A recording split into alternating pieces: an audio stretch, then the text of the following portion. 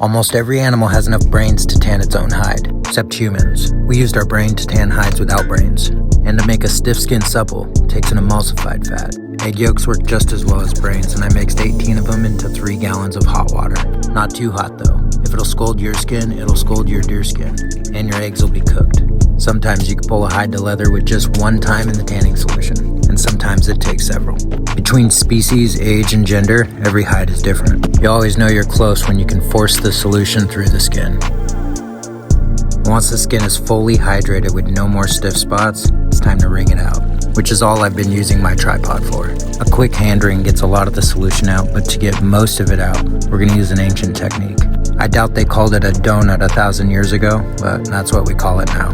This method gives you a lot of leverage, and it's not recommended for small and young hides. After you wring the hide both directions, you rotate it a quarter turn, and do that for all 4 quarters. The point is to get as much moisture out as possible while forcing the tanning solution through the pores of the hide. Some spots of the hide can be wetter than others, and this method keeps it nice and even. And because I live semi-nomadic on horseback, this is what I do in the downtime during the winter.